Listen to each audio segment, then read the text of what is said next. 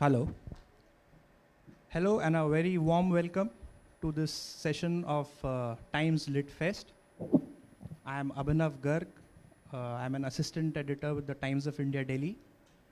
And our guest today is Mr. Atul Khanna, an entrepreneur turned author who has recently written a book titled Between You and Me, A Flight to Societal Moksha.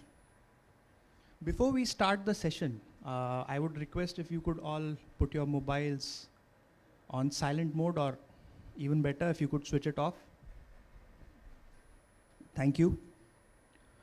We live in a global era of upgrades, in an endless quest for better technology, better connectivity, and enhanced performance. In our day-to-day lives, we prefer a product that syncs well with the technology, with the latest tech,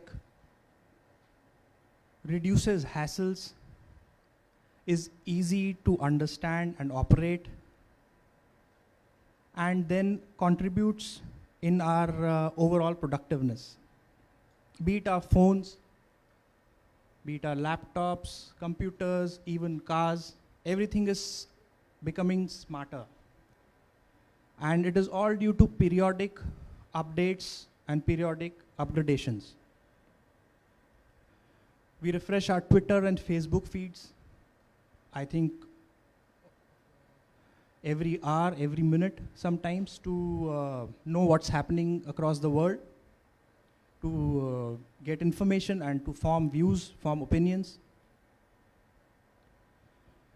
How much technology has impacted governance can be, in fact, noted from the fact that nowadays all major big ticket pronouncements by public leaders is made on social media, such as Twitter, Facebook. Incidentally, Atulji, there's one change which I think even your book might not have anticipated, but I think sooner or later we'll get to hear this from our politicians. This is in a lighter vein, that whenever a fax machine in a Raj Bhavan doesn't work, Twitter and WhatsApp should be allowed as a medium to stake claim to form government.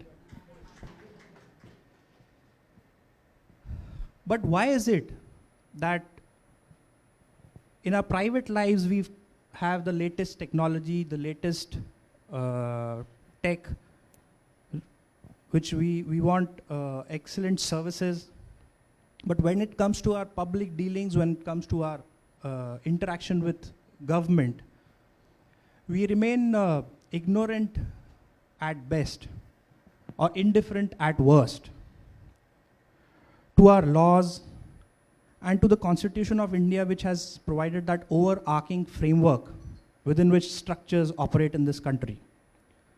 These are some of the things which I found were raised in the book by Atulji. For example, one of the points he makes is, how will we keep step with countries like China, which innovate, which ruthlessly change rules, change structures, and push their citizens to become successful entrepreneurs, successful businessmen, and successful job providers? For most people, at least those in power, the Constitution is a sacred document. Any talk about tinkering with it invites charges of sacrilege. But what is the reality?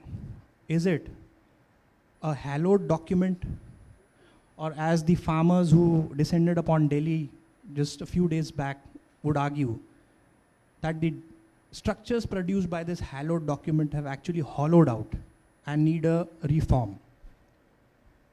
So my first question, Atulji, to you is, you are an entrepreneur.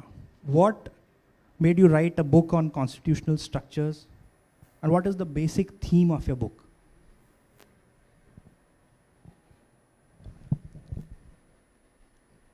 I got a very nice quote this morning. Good afternoon, and thank you for being here. I wrote this book because my experiences led me to believe that one should leave a blueprint The blueprint is not my blueprint, but when you leave a blueprint to jump out of the box, your blueprint may be better, but you don't agree to jump out of the box. So once you have a blueprint to jump out of the box and you like the blueprint, then when you jump out of the box, you create a better blueprint. This constitution was written, is based on ideas of the 19th century. It was executed in 1950, in the 20th century, and as he described with so much that is happening, is hugely unfit, in my view, for the 21st century. We have one very, very fabulous fact, and that is we have 600 million bright and young under 25 years. And if you track the level of changes that are taking place in the world, they are naturally poised to be its leaders.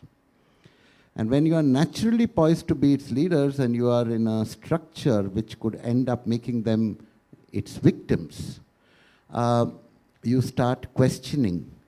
You don't question. Time is greater than any wisdom of any age.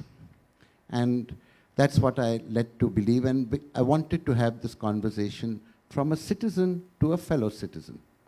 That's why between you and me. And to me, the Constitution is not holy. I grew up being taught that the greatest goal in life is to end the circle of birth and rebirth. I have grown up and worked and come to the conclusion that be that as it may, I don't touch it at all. Please pursue any private pursuit. Is that the greatest goal in life is to create a fair society. So I therefore made it flight to societal moksha. How do we move from the self to society? And to me, the Constitution is just a tool to help in that wider path. And if it needs to change, it needs to change.